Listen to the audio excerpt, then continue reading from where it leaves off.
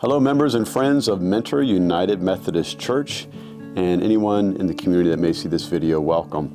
I want to tell you about our new sermon, worship, and study series that starts September 8th and goes through October 13th, 6 weeks. It is based on Adam Hamilton's new book, Wrestling with Doubt and Finding Faith. Adam Hamilton is a United Methodist pastor with over 40 years of serving as a pastor and preacher. He's a founding pastor of Church of the Resurrection. He's written many, many books. We've had a number of groups do studies here at Mentor, and I want to tell you a little bit about this book and this series and why I'm excited about it. I also want to issue you a challenge to help this make an impact in our church and in our community. Again, as the title says, Wrestling with Doubt, Finding Faith. This is a book that allows us to have some conversation about many doubts, legitimate doubts, probably that all of us have wrestled with. After all, there's a lot in the Christian faith that is quite a stretch for us to really believe. God created the world. We have a loving God. God is present in our lives. God is all powerful. Jesus rose from the dead, the miracles in the passages there. Lots and lots of things that we wrestle with, or a lot of people do wrestle with. And for some, it has been a reason for them to leave church and to abandon their faith altogether. And so I want to just invite you even now, what challenges do you have with the Christian faith? What questions and struggles or doubts have you had from things you've heard in church or things you've read in the Bible? Or can you think of somebody else that you love and know who maybe has left the church because of some doubts or some things like that? Over my 26 years of ministry, I've had many people come and talk to me about some of their struggles and doubts. Some have said, I believe that Jesus was a good person, but how can anybody believe that he rose from the dead? I've heard things like, I want to believe in God, but I just need some proof. I used to go to church and believe in God, but when I went to college and studied science and evolution and space, a belief in an all-loving God just didn't seem to make sense to me anymore, and so I left church. I used to be a believer, but then I actually read the Bible and was shocked by passages in the Old Testament where God actually causes horrible violence. And then I read many passages that support the subordination of women. I even read passages that support slavery. And in the New Testament, some of the things it says about sexuality seems archaic and out of touch, and so I just couldn't continue to be a believer. And finally, if God is truly all-powerful and good, how can God let innocent people suffer? These are legitimate questions, and when I read the intro to Adam Hamilton's book, he shared that in his 40-plus years of ministry, he also had several people come to him with those kinds of doubts, and that's why he has written this book.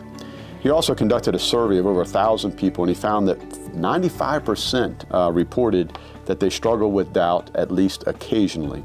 24% said they regularly struggle with doubt, but 47% felt that their doubt ultimately served to help them find strength and deepen their faith.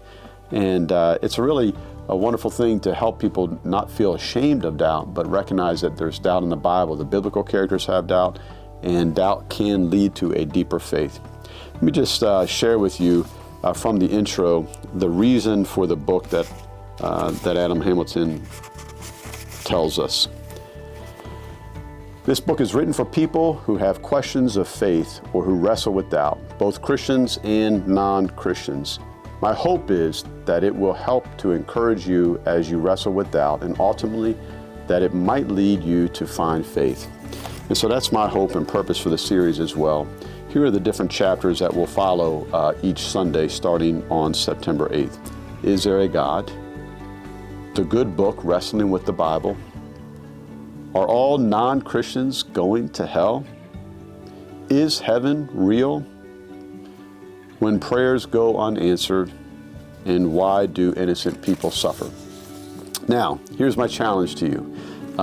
Come to church, worship online if you can't be here in person. This is a great time, new season, fall, let's all get together, let's get reconnected, and let's go on this journey of faith to go deeper in our faith. To do that, if you can, I want to encourage you to participate in one of our study groups. We've got several options for that. Let me just share those with you.